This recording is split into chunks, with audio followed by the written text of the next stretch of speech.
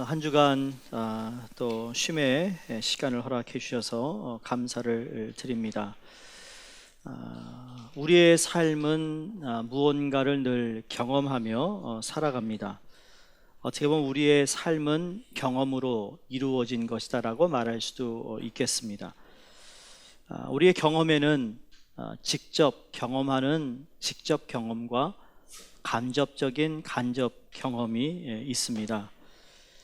근데 이 직접 경험은 간접 경험에 비해 훨씬 더 오래 기억되고 또 어떤 영향력을 주고 있다 생각합니다. 간접적인 경험보다 직접 경험한 것을 통해 우리는 오랫동안 그 경험한 바를 기억할 뿐만 아니라 그 경험에 우리가 받는 영향이 또 있지요. 이 직접 경험은 일상적인 이 경험과 또한 특별한 경험으로 이렇게 나누어 볼 수도 있습니다. 우리가 어떤 특별한 경험을 통하여 내가 인상이 깊어지는 또는 내가 어떤 확고한 신념이 생기거나 아니면 특별한 경험을 통하여 사람의 삶이 변화되는 것도 있습니다. 이 특별한 경험은 아주 소수의 사람만 경험할 수도 있고요. 또 특별한 경험은 다른 어떤 경험에 비해 큰 영향력을 발휘할 수도 있습니다. 예를 들어 어릴 때 너무 충격적인 경험을 한 사람은 그것이 오랫동안 그 사람을 지배하는 그러한 경향을 보게 되죠. 가정의 부모가 아주 엄한 부모 밑에서 자란 분들은 그것이 좋든 나쁜 간에 어쨌든 그 영향이 지배를 합니다. 뭐 좋은 경험이든 나쁜 경험이든 어찌하든 그 영향력은 우리에게 미치고 있다는 것을 우리가 알고 있죠. 근데 이 특별한 경험을 통해서요, 인생을 후퇴하는 사람도 있지만 그 경험을 통해 자신의 인생을 발전시키는 사람도 있습니다. 똑같은 경험을 했음에도 불구하고 그 특별한 경험이 나의 삶의 상황을 볼 때 이건 절대 안 되는 일인데, 그러나 어떤 사람은 안 되는 상황에도 불구하고 그것을 뛰어넘어서 좀 더 발전적이고 좀 더 소망적이고 미래적인 삶을 살아갑니다. 오늘 우리가 기도했던 미라톤이라는 나라를 보면 여러분 1000년 동안 이슬람교가 장악하고 있는 나라예요. 근데 1000년 동안 장악하고 있는 나라니까 여러분 기독교가 얼마나 연약하겠어요? 99.75%가 이슬람교인데 0.25%니까 말이에요. 이건 정말 소수입니다. 그럼에도 불구하고 저는 기도할 때 이런 마음이 들었습니다. 가능하구나, 가능하다. 예? 이게 불가능한 것이 아니라는 거죠. 하나님은 의인 한 사람만 있어도 그 소돔과 고모라를 내가 멸하지 않겠다고 하신 하나님의 그 섭리를 보면 이 경험이라는 것, 여러분 우리의 삶과 여러분의 삶 가운데 특별한 경험이 있는데 그 특별한 경험이 좋은 것도 있고 나쁜 것도 있습니다. 혹시 좋지 않은 과거의 특별한 경험이 여러분을 더 이상 지배하지 않기를 주의 이름으로 축원합니다. 오히려 그 경험 때문에 내가 더 주님을 가까이 했다, 경험 때문에 내가 발전할 수 있었다라는 그러한 고백들이 있기를 바랍니다. 지난 주일 아침에 여러분 데이튼 총기 사건에 대한 뉴스를 여러분이 다 들으시고 놀라셨을 것입니다. 저희 모두는 간접적인 경험을 했지만 이것이 특별한 경험이라고 저에게 느껴지는 것이 있다면 그것은 데이톤이라는 것이기 때문이죠. 저희들이 선교하는 난민들을 선교하는 데이톤에 우리가 세운 선교센터 5분 거리에 총기 사건이 있었던 겁니다. 거기에 난민 중에 한 명도 그 총기 사건에 목숨을 잃었습니다. 27명이 다치고 용의자와 포함해서 10명이 생명을 잃었어요. 그것도 바로 전날 엘파소 텍사스에서 총격 사건이 발생한 지 채 하루도 되지 않아 데이턴에서 이 총기 사건이 있었다는 것을 통해 놀라지 않을 수가 없습니다. 왜 그런 살생을 했을까? 용의자가 이미 생명을 생명이 없는 죽었기 때문에 뭐 물어볼 수는 없습니다. 근데 참 이 보도를 제가 쭉 보면서 용의자가 총을 들고 들어가서 사람들에게 막 총질을 하는데 경찰이 1분도 안 돼서 도착해서 그 용의자를 총으로 쐈기 때문에 수백 명의 목숨을 건질 수 있었다고 얘기합니다. 만약에 경찰이 빨리 오지 않았다면 여러분 이 용의자가요 몇백 개의 총알을 들고 들어간 겁니다. 이러니 한 번 당기면 그냥 총알이 몇십 발이 나가는 그러한 상황에서 더 많은 목숨을 잃을 수 있는 것을 막을 수 있었다라고 그 데이턴의 시장이 이야기할 정도니 얼마나 참 끔찍한 일이 아닐 수가 없습니다. 이로 인해서 미국 안에서 다시 총기 규제에 대한 목소리가 높아지고 있어요. CNN이며 모든 뉴스를 보면 이 총기 규제에 대해서 찬반인데 지금은 이제 모든 사람들이 더 이상 총기에 대해서 우리가 다 반대해야 되는 어떤 그러한 분위기를 가지고 있습니다. 자, 우리가 뉴욕에 살면서 다른 도시에서 일어나는 총기 사건을 통한 간접적인 어떤 경험을 가지고 있다면 여러분 특히 데이턴에 대한 특별한 우리의 그 마음을 가지고 있는 이러한 가운데 세 가지만 여러분과 말씀을 오늘 본문을 가기 전에 말씀을 좀 나누고 싶은 것이 뭔가 하면 첫 번째로 여러분 사랑은 언제나 이기게 돼 있다는 것을 기억해야 된다는 겁니다. 사랑은 언제나 이긴다. 오늘 설교의 제목처럼 사랑이 이기는 겁니다. 총이 이기는 게 아니라 사랑이 이긴다. 하나님의 사랑이 이기게 되어 있다. 두 번째로 여러분 이 총기 이 규제를 해야 된다는 이야기를 많이 합니다. 여러분도 이 총기에 관해서 어떻게 되는가 여러분 나름대로 여러분의 생각이 있고 여러분이 가지고 있는 아이디어가 있을 텐데 여러분 이것을 우리가 뉴욕에 사는 시민으로서 플러싱에 사는 사람으로서 아니면 여러분이 살고 있는 지역의 레프리젠티티브에게 전화를 걸어야 된다는 거예요. 이게 우리가 믿고 있는 미국에서 살고 있는 시민으로서 해야 할 권한이고 우리가 할 수 있는 힘이라는 겁니다. 전화 한번 하는 것을 그 사람들은 언제 누가 몇 시에 전화한 것을 다 기록해 놓습니다. 이걸 다 데이터베이스를 만들어서 나중에 뭐 시에다가 아니면 주에다가 아니면은 정부에다가 올린다는 겁니다. 상정한다는 거죠. 그게 많으면 많을수록 총기 규제가 더 빨리 이루어진다는 겁니다. 설교 시간에 목사가 여러분 이런 얘기를 드리는 이유도 이게 우리 이민 사회가 이런 부분에서 너무 어둡기 때문입니다. 이건 우리가 지켜야 할 거라는 거죠. 지난번에 총기 사건이 있었을 때도 우리 EM에 있는 커플과 그 자녀들을 데리고요 사인 들고 우리 No More Guns, 앞으로의 우리의 자녀들 학교 가는데 학교에서 여러분 총기 사건이 일어난다고 생각해 보세요. 남의 얘기가 아니라는 거죠.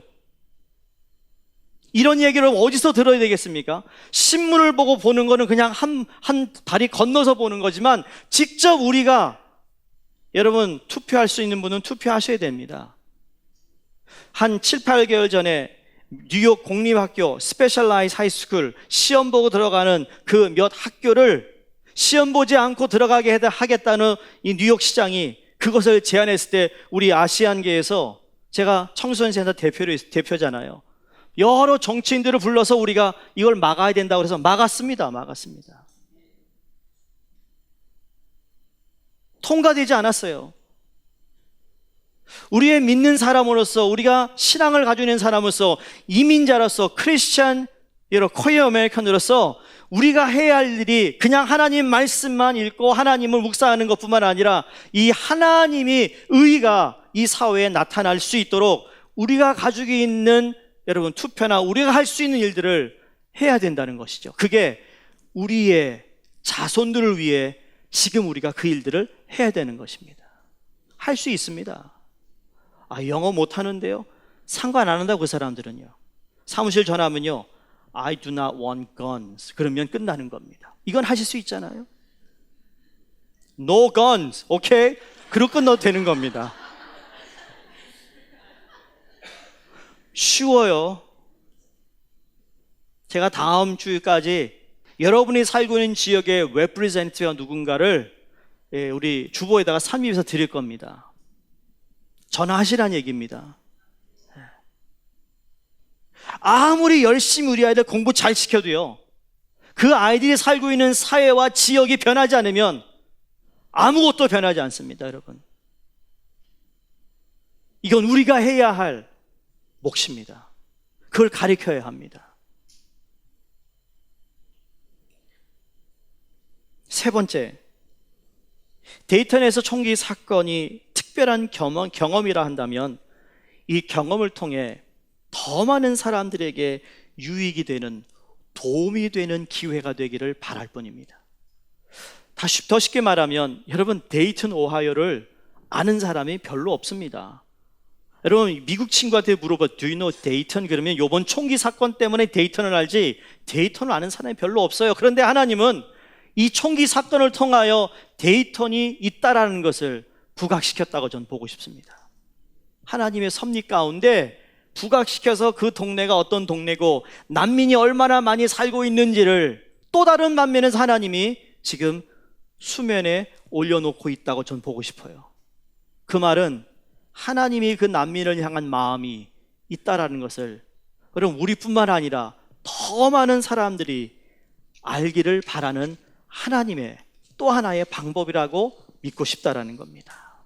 그런 의미에서 하나님의 사랑이 이기고 우리에게 주어진 권한을 시민으로서 우리는 발휘해야 되며, 이 총기 사건을 통한 부정적인 면도 있지만 그러나 그 부정적인 것을 하나님의 뜻을 이루는 데 사용하시는 또 하나의 하나님의 섭리가 있다는 것을 깨닫게 됩니다. 그래서 오늘 잠시 사도행전 강해를 제가 멈추고 오늘 본문 베드로전서 1장 22절에서 2장 3절까지의 말씀을 택한 것도 우리 모두에게 격려가 되기 원하는 의미에서 이 말씀을 우리가 보게 됩니다. 이 베드로전서는 고난을 지금 막 받고 있는, 시작이 되고 있는, 또 고난이 심해지는 어떤 문턱에 서 있는 성도들에게 사도 베드로가 격려의 편지, 서신을 보낸 내용입니다. 이 고난이 우리 앞에 있을지라도 우리가 잊지 말고 보여주어야 할 모습이 있다는 것을 사도 베드로가 이야기합니다. 아니, 이 모습을 꼭 가지고 살아야 된다라고 말씀하고 있습니다. 당부하고 있습니다. 그게 뭔가 하면 사랑하는 모습이라는 겁니다. 성도들의 사랑하는 모습을 꼭 잊지 말고 이것을 꼭 가지고 있어야 되며 이것을 보여주어야 하는데, 오늘 22절에 보시면 마음으로 뜨겁게 서로 사랑하라라는 당부하는 말씀이 기록되어 있어요. 고난 가운데서 우리가 그토록 말하는 사랑의 하나님이 우리를 통하여 보여지기를 원한다. 그래서 사도 베드로가 사랑하고 서로 감싸주고 서로 감싸주는 모습을 보여주는 것을 잊지 말아달라고 당부하고 있다는 겁니다. 여러분, 총기가 있고 사건을 통하여 우리 앞에 일을 벌어지는 여러 좋지 않은 일을 통하여 우리는 좋지 않은 부분들만 자꾸 보려고 하는데, 그럼에도 불구하고 그 안에서 하나님의 사랑, 감싸줄 수 있는 사랑, 그 사랑을 보여줄 수 있는 것이 이 세상에 사람들이 보는 희망이 된다는 겁니다. 저게 전부가 아니구나. 99.75%의 이슬람이 있다 할지라도 0.25가 있기 때문에 소망이 있다는 이야기예요.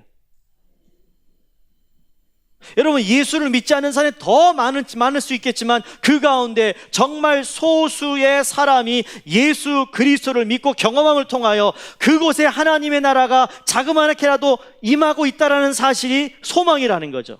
아무리 어둡고 그냥 시커멓게 어두운 세상이라 할지라도 그것에 작은 촛불만 하나 켜져 있다면 여러분, 그 촛불이 어두움에 소망과 희망이 되는 것처럼 말이죠. 주님이 말씀합니다. 너희가 서로 사랑하면 이로써 모든 사람이 너희가 내 제자인 줄 알리라 하신 말씀처럼 우리 하나님이 사랑의 하나님이십니다라는 것을 우리로 하여금 자랑하기를 원하시고 보여주기를 원하시는 하나님의 섭리가 있다라는 사실을 믿어야 된다는 것이죠. 그래서 가끔 우리에게는 우리 자신에게 이러한 질문을 던져 볼 수 있습니다. 아니요, 자주 하면 좋겠다는 생각을 합니다.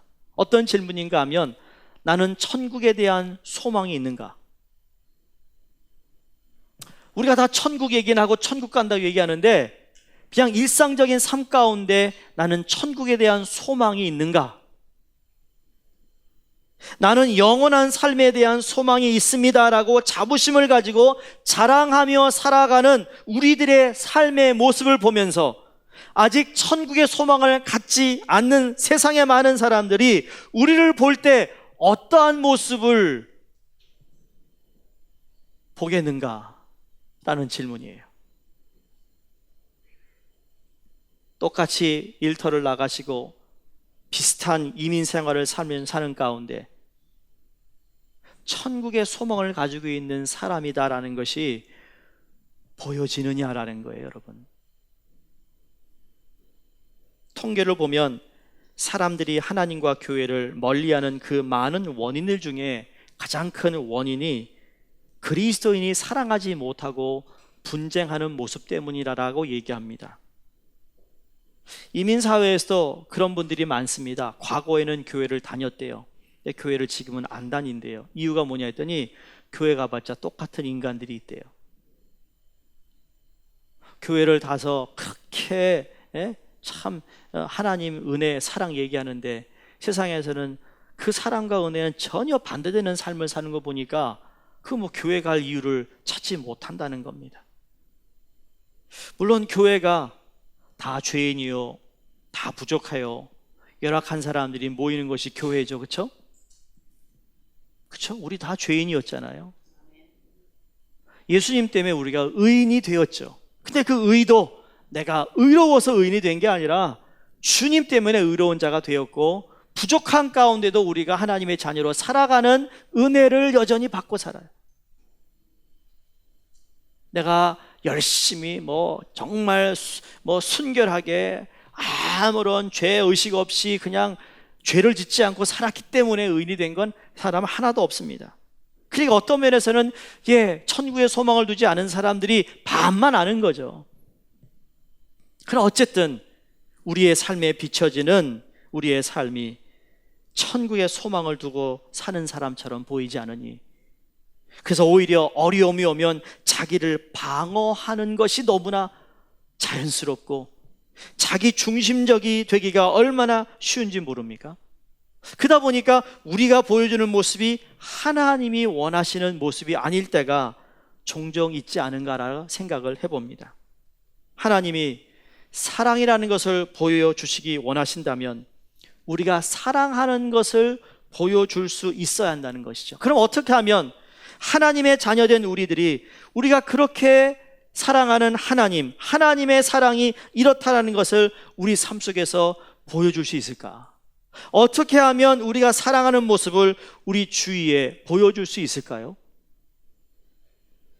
그 질문에 대한 첫 번째 답을 본문에서 이렇게 말씀합니다.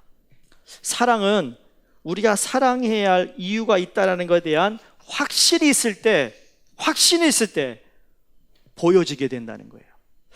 이건 분명히 해야 돼 라고 확신이 있을 때 그걸 하지 않습니까? 하나님을 꼭 사랑해야 하는 이유에 대해서 확고한 믿음이 있을 때 여러분 그것이 보여지게 돼 있다는 거죠. 왜냐하면 그럴 때 말을 하거든요. 그럴 때 이게 맞다고 얘기하거든요. 오늘 얼마나 건강식을 많이 얘기하세요?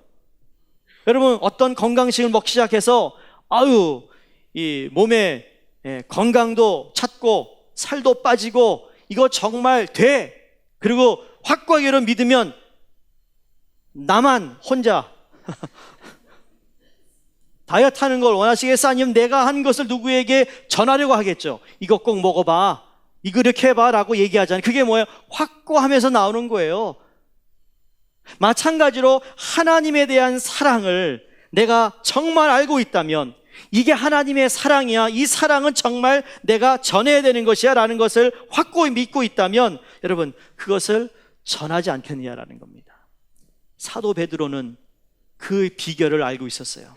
하나님의 사랑을 우리가 꼭 전해야 되는 이유 두 가지를 오늘 본문에서 말씀하시는데, 첫 번째는 뭔가 하면 사랑함은 구원받은 자녀됨의 증거이기 때문에 우리가 사랑해야 할 이유를 아는 것입니다. 사랑한다는 건 구원받은 자녀됨의 증거라는 거예요. 성도가 사랑해야 할 이유를 구원의 사건, 우리가 경험한 그 구원의 사건을 제일 처음으로 언급하고 있는 이유가 있습니다. 그 이유는 사랑함과 구원받음은 떼어놓을 수 없는 관계라는 거죠. 하나님이 세상을 이처럼 사랑하사 독생자를 주신 이유가 뭐예요? 독생자 하나밖에 없는 사랑하는 아들을 사랑하는 이 세상을 사랑하셔서 우리에게 아들을 주셨잖아요. 그러니까 그 예수 그리스도를 주신 하나님의 사랑, 그래서 구원받은 우리는 떼어놓을 수 없는 관계라는 거죠. 지금도 우리가 구원은 받았지만 구원받은 이후에 하나님과 나와의 관계 때문에, 그게 사랑의 관계 때문에 지금까지 우리를 지키시고 보호하시는 하나님의 은혜가 있는 거 아니겠어요? 우리가 잘 아는 그 사랑이라는 찬양 보면 그 이 세상의 그 무엇도 천사도 아무것도 하나님의 사랑에서 우리를 떼어놓을 수 없다고 고백했던 사도 바울의 고백처럼 아무도 그 사랑에서 우리를 떼어놓을 수 없다라는 겁니다. 그게 구원에 대한 확고한, 내가 구원받았다라는 하나님의 자녀됨에서부터 시작이 되는 거예요. 22절에서 23절의 말씀을 보시면 여기에 핵심을 설명하자면 이런 겁니다. 자, 23절을 다시 보세요. 너희가 거듭난 것은 썩어질 씨로 된 것이 아니요 썩지 아니할 씨로 된 것이니 그랬습니다. 그러면서 22절에 23절이 23절에 22절의 이유가 되는데 거듭나서 새 생명을 누리는 사람이 되었다라는 거예요. 그 결과로 22절입니다. 너희가 진리를 순종함으로 너희 영혼을 깨끗하게 하여 거짓이 없이 형제를 사랑하게 이르렀으니 마음으로 뜨겁게 서로 사랑하라. 우리가 거듭나게 되면 하나님의 말씀에 순종하고자 하는 마음이 생기는데, 그 순종하고자 하는 마음이 생기면 당연히 형제된 다른 사람들을 사랑하는 삶을 살기를 노력하게 될 것이라는 겁니다. 자, 우리 솔직하게 얘기해 볼까요? 우리가 하나님의 사랑에 대해 잘 알고 있습니다. 사랑해야 된다는 걸 알고 있습니다. 근데 사랑이 되던가요? 됩니까? 안 됩니까? 아마 여러분 가운데 되는 분도 있고 어떤 분들은 안 되는 분도 있고 어떤 분은 반반인 분도 있고 어떤 분들은 생각하기 싫은데요, 머리 아픕니다 라는 분도 있을 겁니다. 여러분, 사랑 쉬운 것 같지만 쉽지 않습니다. 정말 내가 사랑할 수 없는 사람을 어떻게 사랑하겠습니까? 그런데 성경에서는 사랑할 수 없는 사람이라 할지라도 사랑의 노력을 해야 된다고 성경에 말씀하고 있습니다. 최선을 다하라는 거예요. 다하라는 거. 여러분, 주님이 내가 최선을 다해 노력을 한 것과 최선을 다하지 않고 노력하지 않은 것과 아실까요? 모르실까요? 분명히 아십니다. 분명히 아십니다. 하나님, 나 정말 사랑 없습니다. 그러나 해볼게, 노력해볼게 그러고 몸부림을 치는 사람과 난 절대 못해요 하는 사람과 주님은 아신다는 거예요.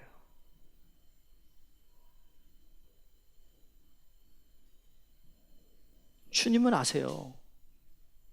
내가 한 주간 하나님의 말씀대로 살려고 노력했습니다 라고 고백할 수 있는, 그런데 하나님 그렇지 못한 내 모습을 또 봅니다는 사람과 전혀 그런 생각 없이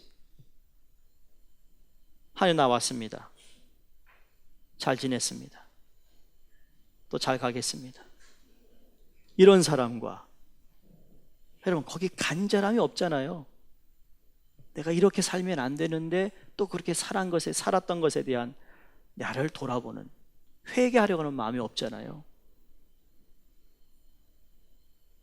하나님의 구원을 받아 사랑하는 관계를 맺고, 그리고 하나님 아버지를 아버지라 부르는 다른 형제 자매들이 우리 주위에 있는데, 우리는 하나님의 말씀에 순종하여 당연히 다른 형제들을 사랑해야 함을 깨달았음에도 불구하고 사랑이 안 되지만 그러나 사랑하려고 노력하는 그 몸부림 속에 주님이 그 사람을 향한 불쌍한 국률한 마음이 있다라는 거죠. 그래서 사랑이 구원받은 자의 증거임을 강조하면서 베드로전서 전체를 보면 오늘 읽은 22절, 23절에 흐르고 있는 배경의 흐름이요, 가족관계임을 우리가 볼 수 있습니다. 가족관계라는 거죠. 아니, 다른 거 다 좋은데 여러분 23절에 가가지고 갑자기 왜 썩어질 씨로 된 것이 아니요 썩지 아니할 씨로 된 것이라고 얘기하는 거 보면, 여기에 씨라는 말은요, 가족이라는 맥락에서의 말씀을 보면 더 쉽습니다. 예를 들어 콩 심은 데 뭐가 납니까? 팥 심은 데 뭐가 납니까?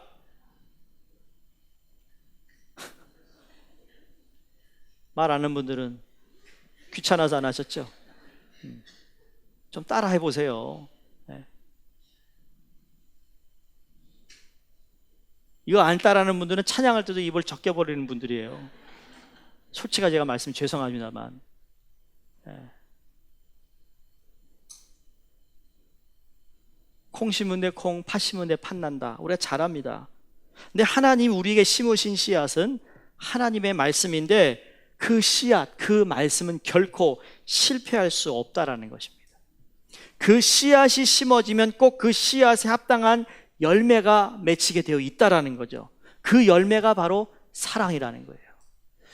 예수님께서 우리에게 주신 비유를 보면 열매에 대한 비유가 참 많지 않습니까? 1달란트, 2달란트, 5달란트도 물론 재능이지만 그걸 가지고 내가 어떻게 한 것에 대해 2개를 더 얻었어요. 5개를 더 얻었어요. 주님이 그들을 칭찬합니다. 무화과 나무에서 열매를 주님이 구하는데 무화과 나무에 열매가 없음을 보시고 꾸짖으셨어요. 그리고 말라 비틀어 버렸죠. 마지막 때에 주님께서 우리에게 결산하는 게 있습니다. 뭘 했느냐가 아니라 열매가 있느냐를 보신다는 거죠. 새해를 시작하면서 1월 달에 여러분이 결심하고 하나님께 소원했던 어떤 기도가, 여러분 그 마음을 품고 꾸준히 기도하고 하나님을 찾으면 여러분 시간이 지나면 항상 열매가 우리에게 주어지는 겁니다. 그게 주님이 만드신 자연 법칙이지만 이건 영적 법칙에도 동일하게 적용되는 겁니다. 이게 프린시플이에요. 원칙이에요. 그러니까 하나님에 대한 사랑, 천국에 대한 소망을 품고 있는 사람들, 여러분 그 사람들에게 나타나는 가장 대표적인 열매가 사랑이라는 겁니다. 자녀들을 키우다 보면 자녀들이 부모를 닮지 누구를 닮습니까? 쟤는 누구를 닮아서? 누구 닮기는요? 엄마 아니면 아빠지. 조금 멀면 할아버지, 이상하면 삼촌. 그렇죠? 누구를 닮겠습니까? 내가 원하던 원치 않던 닮습니다. 가능하면 내 좋은 면만 좀 닮으면 좋은데 나 자신이 나를 볼 때 이거 못된 성격은 안 닮았으면 좋겠는데 저 성격을 닮은 자녀를 보면 말이에요, 누구를 원망하겠어요? 그래도 원망하는 분이 있어요. 가끔 조상을 원망하고 하나님을 원망합니다. 우리가 하나님의 자녀인데 하나님의 말씀이 우리 속에 심어졌다. 우리가 하나님을 표현할 때 어떻게 표현합니까? 하나님은 사랑이시라라고 얘기하는데, 그 하나님의 사랑의 씨앗이 우리에게 심겨졌을 때 여러분 그 삶 속에서 사랑이 나타나는 건 자연스러운 일이라는 겁니다. 하나님의 자녀가 되었어요. 구원받았다는, 하나님의 자녀가 되었다는 이야기인데, 그 구원받은 사람이 여러분 사랑해야 되는 건 당연한 이야기라는 거예요. 내가 과연 하나님을 닮고 있을까? 우리가 가끔 그런 질문을 하게 되잖아요. 영이신 하나님 눈에 보이지 않는 하나님을 닮는다는 것, 내가 하나님을 닮고 있다는 것을 어떻게 알 수 있는가? 객관적으로 판단할 수 있는 그런 잣대가 있다면 내 삶 속에 사랑하는 모습이 점점 성숙해지고 있는가, 아니면 자라고 있는가를 보면 알 수 있는 겁니다. 요한일서 3장 14절에 우리가 형제를 사랑함으로 사망에서 옮겨 생명으로 들어간 줄을 알거니와 사랑치 아니하는 자는 사망에 거하느니라 그랬습니다. 그러니까 사망에 거하는 자와 생명에 거하는 자가 어디에 무엇으로 분리됩니까? 사랑이라는 거예요. 여러분 가정 사랑스러우십니까? 사랑이 넘칩니까? 아멘 안 해도 좋습니다. 안 하기로 작정한 분은 안 하시는 것 같아요. 네. 여러분 목장이 사랑으로 가득 차 있습니까? 여러분 전도회가 사랑하고 있습니까? 점점 줄어들고 있습니다. 그럼에도 불구하고 사랑해야 합니다. 여러분 교회가 사랑스럽습니까? 교회고 뭐고 다 우리는 사랑해야 합니다. 이건 남이 할 게 아니고요, 내가 해야 할 거예요. 내가 해야 될 거. 쟤는 누구를 닮아서 저런 거야? 그 말이 뭐죠? 내가 안 해서 그런 거라는 거예요.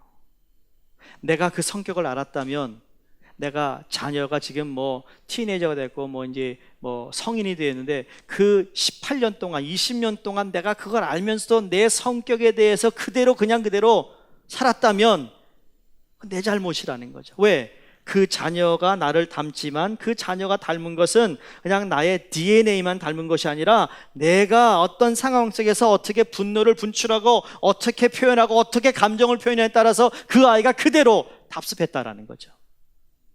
다른 데 없어요. 그런 의미에서 우리 교회에, 여러분의 전도의 목장에 그럼에도 불구하고 우리는 사랑해야 된다. 그 사랑함을 통하여 하나님의 사랑이 우리 주위 사람들에게 보여줄 수만 있다면, 인위적으로 보이는 게 아니고요, 사랑하려고 노력하는 노력 가운데 주님의 긍휼하심과 은혜가 우리 가운데 분명히 있게 될 것을 믿기 때문이죠. 그 성경은 끊임없이 사랑하라고 말씀하고 있는 겁니다. 두 번째, 오늘 본문에서 발견하는 건, 사랑하는 이유는요, 사랑함은 영적 성장을 위해 필수적인 조건이기 때문입니다. 필수 조건이에요. 2장 1절에서 3절의 말씀을 우리가 읽은 것은 주로 1장의 끝절까지 본문을 정해서 설교를 하는데, 2장으로 넘어가야 할 수밖에 없는 단어 하나가 있는데 그게 그러므로입니다. 지금 사랑에 대해, 하나님과 사랑의 관계를 얘기하는데 그러므로 다음에 나오는 건요, 우리가 실질적으로 해야 할 것을 말씀할 때 이어주는 단어잖아요. 그러니까 1장 22절에서 마지막 적에 읽은 그 내용과 2장 1절에서 시작되는 내용과 이게 지금 다른 주제가 아니라 같은 주제를 다루고 있다는 것을 말씀하고 있는 겁니다. 그러므로 앞에서 이야기했던 성도가 뜨겁게 사랑해야 하는 삶에 대해 말씀하시고서는 2장 1절에서 3절 말씀에 동일한 주제가 이어지는 것이 뭔가 하면 2장 2절 후반부를 보시면, 이는 그로 말미암아 너희로 구원에 이르도록 자라게 하려 함이라 그랬습니다. 앞에 하나님의 말씀을 먹는 구절이 쭉 나오고 결론적으로 무엇인가 하면 우리의 영적 성장을 이야기하고 있습니다. 자라야 된다는 거예요. 하나님과 사랑의 관계를 맺은 사람이 여전히 갓난아기의 어떤 수준에 머무는 것이 아니라 그 사랑의 관계가 깊어지면 깊어질수록, 연수가 길어지면 길어질수록 그의 영적 성숙이 자라야 된다. 그는 자라는 사람이 되어야 된다라고 말하고 있습니다. 여러분, 총기를 가지고 그냥 사람들을 죽였던 사람들의 배경을 여러분 한번 찾아보세요. 그들이 과거의 상처, 가정의 불화, 여러 가지 일들이 있습니다. 그런 일들이 그들이 성숙하는데 다 방해가 되어버렸어요. 장애물이 얼마나 많은지 몰라요. 그래서 그들이 엉뚱한 것에 분출하고 엉뚱한 신념에 그들이 그냥 속아서 이것이 맞다라고 총을 들고 들어간 거 아니겠어요? 이게 다 어디에 시작됩니까? 잘하지 못함이에요. 우리는 총을 들고 사람을 향하여 겨눈하진 않지만, 여러분, 우리의 눈이, 우리의 입이, 우리의 마음이 저 사람은 모르게 나 혼자 그 사람들을 겨냥하고 있었던 미움과 시기와 탐욕은 없었나요? 성경은요, 거기까지 우리에게 지적하고 있는 거예요. 내가 그 사람 앞에 마음 상하지 않게 말만 안 던졌지 내 마음은 이미 그 사람에게, 그 사람을 지금 시험 들게 하고 있는 마음을 품고 있는 거죠.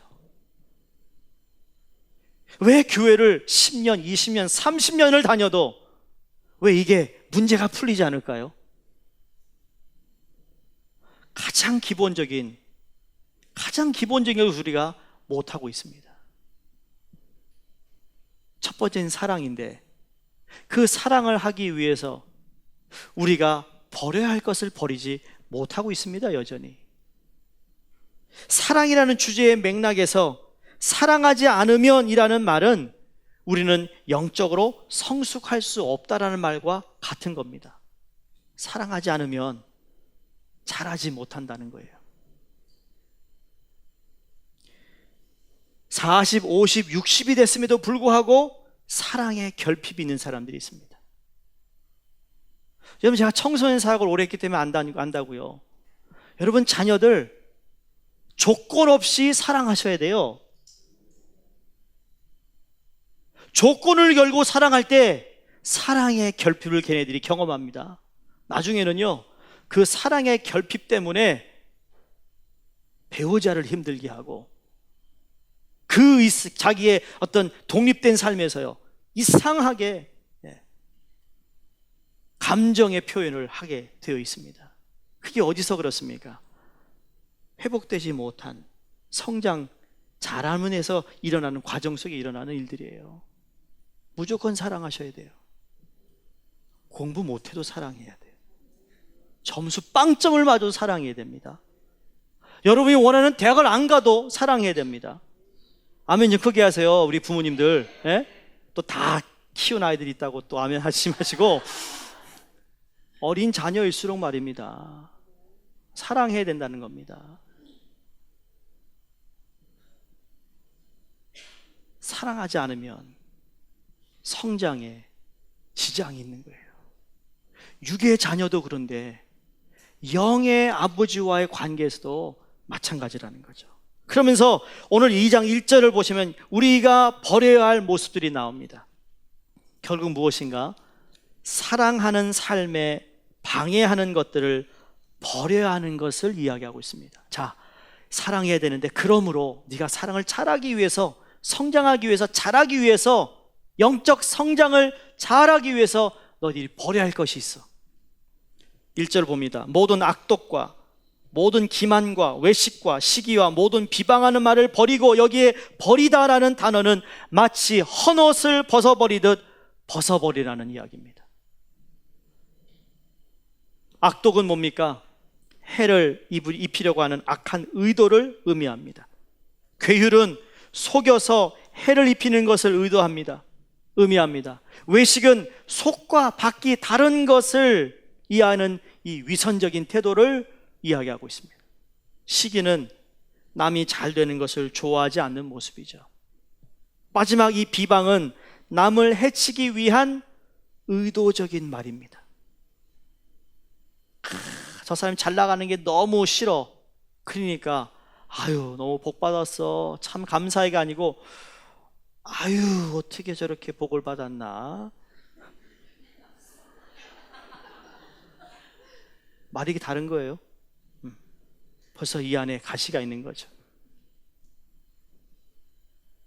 아유 그래, 이렇게 가족들과 좋은 시간을 받아 참 좋겠네, 이러면 좋은데 아이고 또 하여간 마음에 말을 해야겠는데, 칭찬해야 되겠는데 100% 칭찬은 못하고 꼭 꼬부리는,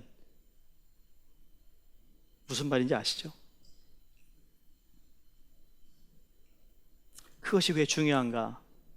버리지 않으면, 사랑을 방해하는 그것들을 버리지 않으면 2장 2절에서 우리가 성숙하기 위해 하나님의 말씀을 통해 영적인 공급을 받아야 하는데 영적인 공급을 받지 못하게 한다는 겁니다. 예수님께서 우리에게 밭에 대한, 그렇죠? 우리 마음밭에 대한 비유가 있었습니다. 씨앗을 뿌렸는데 덜어는 어디예요? 돌밭.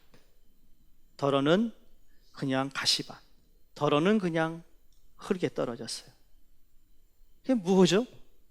가시밭은 가시밭을 제거해야 되고, 돌밭은 돛을 제거해야 되고, 돌을 제거해야 되고, 그리고 좋은 옥토가 되기 위해서는 그것을 다 땅을 엎어야 하는데, 그러지 못하고 그냥 씨앗만 받겠다고 하는 내 마음에 있는 것들을 다 제거하지 않는 상태에서 복음을 받아봤자 이게 깊이 들어가지 못하는 비유였습니다. 마찬가지예요. 우리가 영적인 공급을 받아야 하는데 영적인 공급을 받지 못하도록 방해하는 요소들을 제거하라는 겁니다. 버려버리라는 겁니다. 마치 정크푸드를 먹는 것과 같아요. 여러분, 자녀들에게 밥 먹어, 그런데 이미 이 아이에게 정크푸드가 입에 들어갔다면 그 아이가 밥맛이 있겠습니까? 특별한 입맛이 있는 아이 빼고는 안 그렇습니다.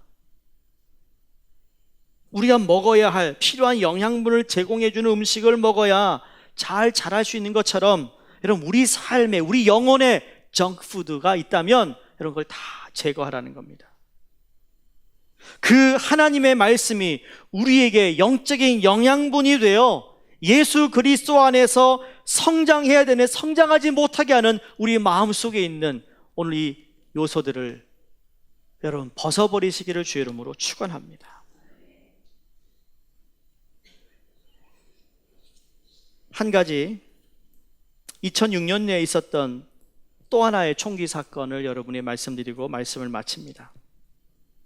펜실베니아 주에 가면 아미시타운이 있어요. 여러분 아시죠? 아미시타운. 예. 거기는 여전히 옛날식으로 사는 분들이죠.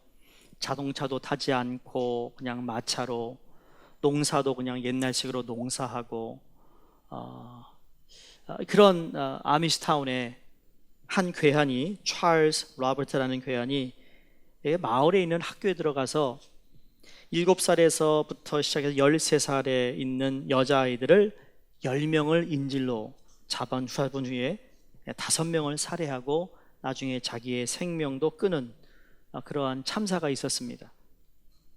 그때 미국이 깜짝 놀란 사건이었습니다. 지난 10년 동안 총기 사건이 많았지만 그런 2006년도만 하더라도 그렇게 총기 사건이 흔하지 않은 때였기 때문에, 그것도 그냥 큰 도시가 아니라 아미시타운에서 그 일이 벌어진 거니 이게 얼마나 황당하겠습니까? 근데 제게 여전히 그 아미시 사건이 생생하게 기억되는 건 그 사람들에 대한 선입관이 이 사건을 통해 바뀌었기 때문이에요. 제가 그들을 보는 선입관이 솔직히 그렇게 좋지만 않았습니다. 펜실베니아주에 그 좋은 수련관이 있어요. 그래서 우리 다른 지방에 있는 연합수련회대가 강사로 그 수영관을 이제 찾아가는데 밤에 가면 말이에요. 밤에 가면 모든 게 컴컴합니다. 정말 가로등도 없습니다. 시커멉니다. 바로 내 앞에 뭐가 있는지도 모를 정도로 컴컴한 길을 가야 하는데, 그 사람들은 검은 옷을 입죠. 검은 수염을 기르죠. 검은 모자를 입죠. 검은 아주 마차도 시커멉니다. 그러니까 밤에서 멀리 보면요, 불 하나가 이렇게 오는 것 같아요. 그 무슨 뭐 말똥 귀신인가 뭐 약간 아니 무슨 귀신 있잖아요. 어? 처음에는 놀랐습니다. 저게 뭐지? 저도 점점 가까워지고 있습니다. 한번 가보세요. 그 경험을 원하시면. 혼자 가셔야 돼. 근데 둘이 가지 마시고 혼자 운전하고 가셔야 돼요. 불이 점점 가까워지는데 어머나 할 정도로 보니까 아무것도 아니에요. 그냥 마차를 타고 그냥 오는 거예요. 그 사람들은 헤드라이트도 없어요. 그게 뭐 보이는지도 모르겠어요. 그냥 오히려 나 가니까 조심해라 이런 사인 정도지 내가 가는 길을 비춰주는 등불이 아니라는 거예요. 어쨌든 그런 가운데서 야, 이 사람은 참 너무 답답하다. 어떻게 문명을 등지고 마차를 타고 다니는 그 사람들을 볼 때마다 제 마음속에 예수를 저렇게 믿어야 될까? 왜 저런 식으로 믿을까? 저렇게 융통성 없이 저런 모습으로 꼭 신앙생활을 해야 되는 걸까라는 생각, 선입견이 저에게 있었죠. 근데 그 아미시타운에서 벌어진 총기 사건을 통하여 놀라운 일들이 있었어요. 어떻게 보면 영어로 가장 적절한 표현은 그들을 향한 리스펙트가 제게 생기게 되었습니다. 존중하는 마음이 생겼는데 그 이유는 그들은 신앙을 이론으로 말하는 것이 아니라 신앙을 삶으로 보여주고 있었기 때문이에요. 하나님을 믿는 공동체의 아미스타운이라는 것을 그런 누구도 다 알고 있는 타운입니다. 그 말은 하나님의 사랑으로 우리가 이런 공동체를 살아갑니다라는 공동체 생활하는 사람들 안에 일어난 이 총기 사건을 그들이 어떻게 반응했는가 하면 놀라울 정도로 자기의 자녀들을 죽인 이 괴한, 그 괴한의 손에 죽고 그 아픔 가운데 있는 자신들도 아프지만 그 괴한의 아내와 그 가족들을 향한 넓은 사랑의 마음을 품었다라는 거예요. 그들을 용서했습니다. 그리고 그 괴한이 죽어서니 장례식을 하는데 그 아미스타운의 75명이 그 장례식에 참석하여 그들을 덮어주고 사랑하고 위로했다라는 거예요. 여러분, 이게 보도를 읽을 때는요, 아 그랬구나, 참 대단하다라고 하지만 여러분, 그들의 심정이 돼보세요. 내 자녀를 죽인 그 괴한의 장례식을 갔다 갈 수도 있겠죠.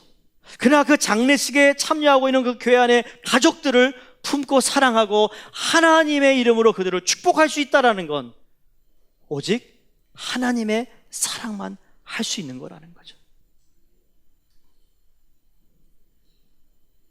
그게 사랑이 총을 이긴 거나 마찬가지입니다. 그 사람들은 총으로 자기 어떤 신념과 자기 중심적인 사상을 전하려고 했고, 그것이 이루어질 때 뭔가 성취했다고 생각하겠지만 여러분, 그건 성취된 것이 하나도 없습니다. 아까 제가 말씀드린 것처럼 우리가 사랑할 수 없는 사람이라 할지라도 사랑하려고 하는 노력이 있다면 우리 삶은 달라질 수 있다는 거예요. 누가 변화시키느냐? 하나님이 변화시키는 겁니다. 그래서 1장 22절에서 30절까지의 말씀은 하나님이 우리를 위해서 하신 전제 조건이에요. 그러나 그 전제 조건이 오늘 우리의 삶 가운데 성취되고 하나님의 말씀이 이루어지는 것을 경험하기 위해선 내가 오늘 버려야 할 것을 버려야 되는 거예요. 버릴 때 사랑이 어떤 것인 것을 다시 한번 경험하고 체험된다고 믿습니다. 이론적으로 체험되는 것이 아닙니다. 내가 그것을 할 때입니다. 여러분 아세요? 사랑이라는 건 희생입니다. 내가 희생하지 않고 사랑을 경험한다? 배운다? 절대 그럴 수 없습니다. 여러분, 가정에 한 자녀가 태어나죠? 근래에도 우리 중고등부 전사님이 또 딸을 낳는데, 여러분, 딸을 낳으니까 또 어떻게 됩니까? 이번에는 할아버지 할머니들이 막 바빠지더라고요. 외가 쪽 친가 쪽 얼마나 바쁜지 말이에요. 눈에 보여요. 말을 하지 않아도 보이잖아요. 그게 사랑이라는 거예요. 그게 희생이라는 거죠. 여러분, 누군가 사랑하기 어렵습니까? 해보시라는 거예요. 내가 먼저 하라는 거예요. 그러면 그거에 대한 또 다른 차원의 사랑을 여러분이 경험하게 될 때 그 직접적인 경험이 특별한 경험이 되어 그 특별한 경험은 나에게 오래 남을 뿐만 아니라 나에게 큰 영향을 줄 것을 믿는 것입니다. 그게 바로 우리를 향하신 하나님, 저 십자가에 달려 죽으신 예수 그리스도를 통하여 여전히 우리에게 말씀해주고 있는 메시지가 아니겠어요? 사랑할 수 없는 하나님과 정반대에 서 있었던 인간들을 향한 죄인들이, 우리는 아무 공로 없지만 하나님이 사랑하셔서 그 아들을 보내주시고 그 사랑으로 우리를 덮어주심으로 말미암아 우리도 다시 하나님께 사랑의 관계로 나아갈 수 있는 이 축복의 관계를 주심을 다시 한번 감사드리며, 여러분, 우리의 초점은 죽음이 아닌 사랑에 있습니다. 어떠한 죽음보다 사랑이 강하다, 사랑이 이긴다, 사랑이 우리의 죽음을 이기고 우리의 이기적인 선택을 이기고 우리의 질병도 이기는 줄로 믿습니다.